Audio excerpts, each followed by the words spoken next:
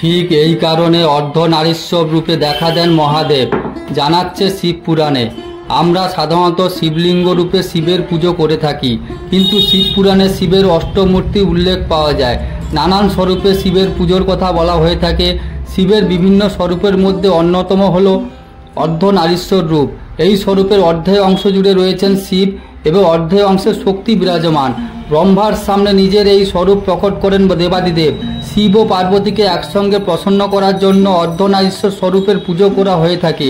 শিবের এই স্বরূপ আমাদের শিক্ষা দেয় যে স্ত্রী ও পুরুষ এক এবং পরস্পর ছাড়া এরা অসম্পূর্ণ। তবে কেন ব্রহ্মার সামনে অর্ধনারীশ্বর রূপ ধারণ করেন শিব? শিব পুরাণে এর কাহিনী বর্ণিত আছে, সেই কাহিনী তুলে ধরা হলো এখানে। শিব পুরাণ অনুযায়ী সৃষ্টির সৃজনের দায়িত্ব ব্রহ্মার হাতে তুলে দেওয়া হয়েছিল।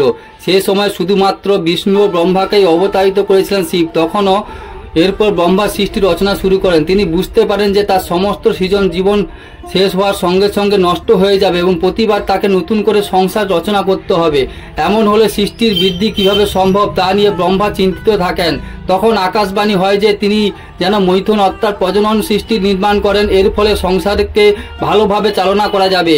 এবার ব্রহ্মার মনে অপার চিন্তা জাগে। তিনি কিভাবে মৈথুনী সৃষ্টি নির্মাণ করবেন তা নিয়ে চিন্তিত হয়ে পড়েন।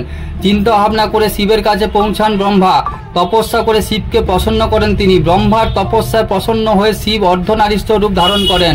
শিব যখন এই স্বরূপে দর্শন দেন তখন তার শরীরের অর্ধেক অংশে সাক্ষাৎ শিব ছিলেন এবং অপর অর্ধেক অংশে স্ত্রীরূপী শিবা অর্থাৎ শক্তি বিদ্যমান ছিলেন।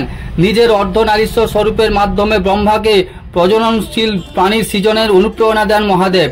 তিনি ব্রহ্মাকে বলেন যে আমার এই অর্ধনারীশ্বর স্বরূপের যে অর্ধেক অংশে শিবের বাস সেটি পুরুষ এবং যে অংশে শক্তির বাস সেটি স্ত্রী। আপনাকে স্ত্রী ও পুরুষের উভয়ের মৈথুনী সৃষ্টি রচনা করতে হবে, যা প্রজননের মাধ্যমে সৃষ্টিকে এগিয়ে নিয়ে যাবে। এরপর শিব থেকে শক্তি পৃথক হন। শক্তি নিজের মস্তকের মধ্যভাগ থেকে নিজের মতোই উজ্জ্বলতা সম্পন্ন এক ভিন্ন শক্তি প্রকট করেন। এই শক্তি প্রজাপতি দক্ষের বাড়িতে তার পুত্রী রূপে জন্মগ্রহণ করেছিলেন। এরপর থেকে এই মৈথুনী সৃষ্টির সূচনা হয়। এই মৈথুনী ক্রিয়া বা প্রজনন ক্রিয়ার কারণে জীবনের উৎপত্তি ঘটছে ও বিশ্ব ব্রহ্মাণ্ড ক্রমশ বিস্তৃতি লাভ করছে। হরে কৃষ্ণ, রাধে রাধে। এই ধরনের মোটিভেশনাল ভিডিও পেতে চ্যানেলটিকে অবশ্যই সাবস্ক্রাইব করে পাশে থাকবেন।